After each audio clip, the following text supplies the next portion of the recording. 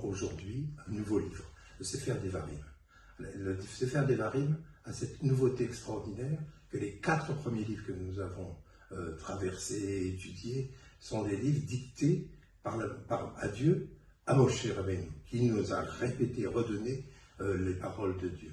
Ce 5e livre, c'est Moshe Rabbeinu lui-même qui va l'écrire, un peu sous la dictée bien sûr de Dieu, mais malgré tout, ce sera la version et la vision de l'homme.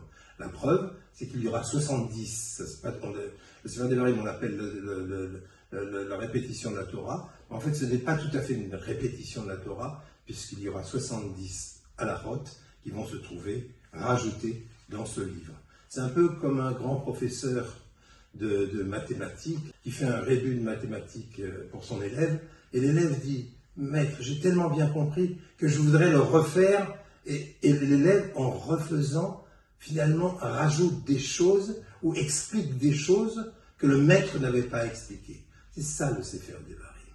Et c'est pourtant un livre qui inaugure la Torah orale.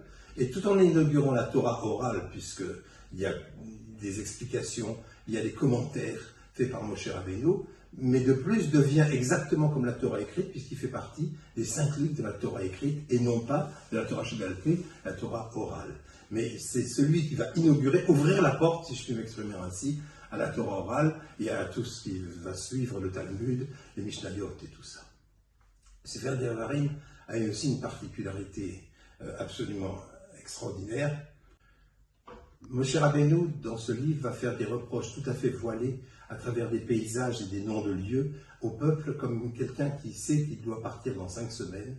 Et finalement, il veut donner les derniers conseils à ceux qu'il aime, à ses enfants, au Béné Israël.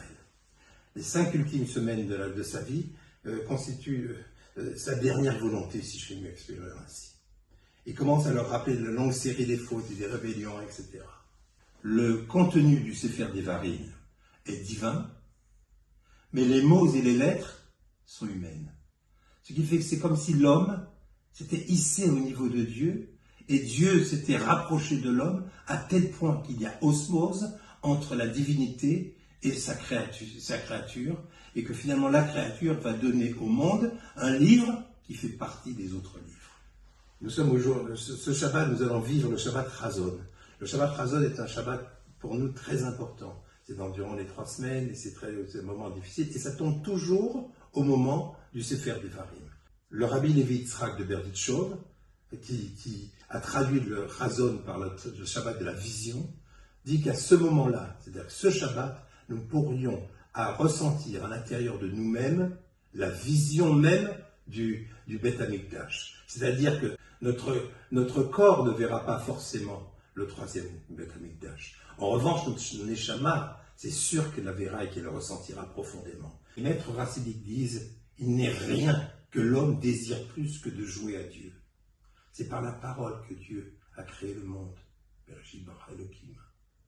Et donc c'est par la parole que l'homme peut réussir à faire qu'il va rejoindre la lumière divine et va faire en sorte que le Sefer Devarim, qui est le livre de la parole, devienne le livre de la vie. Le Rabbi Levi Yitzhak de Berditchov nous conte une parabole.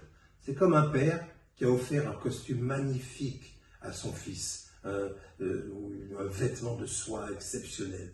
Et l'enfant n'en prend pas soin, il le pose partout, il le déchire et il le laisse. Alors le père est triste de ça. Alors le père va offrir un 2e vêtement à son fils. Et à l'identique, le fils déchire le vêtement, ne se préoccupe pas d'où il le met, et finalement le vêtement est impeccable. Alors le père va lui offrir le 3e vêtement. Mais cette fois-ci, il ne va pas lui donner. De temps à autre, il va le lui montrer. Il va dire, tu vois, c'est ton vêtement, c'est celui que tu pourras porter quand tu seras devenu un peu plus adulte. C'est cette vision que nous aurons, nous dit le Rabbi de Berditchov. C'est cette vision extraordinaire que nous pouvons recevoir ce Shabbat au moment du Shabbat Chazon. Vraiment, véritablement voir le 3e temple et véritablement sentir à l'intérieur de nos chairs et de notre cœur que nous sommes maintenant venus à la fin. Nous sommes les nains sur les épaules des géants qu'étaient Abraham, Israël, Yaakov et tous les grands tzadikim. Et finalement, maintenant, peut-être, nous allons avoir le bonheur inouï de ne pas faire Tisha B'Av, mais de recevoir notre juste Mashiach, et que la tristesse se transformera en joie.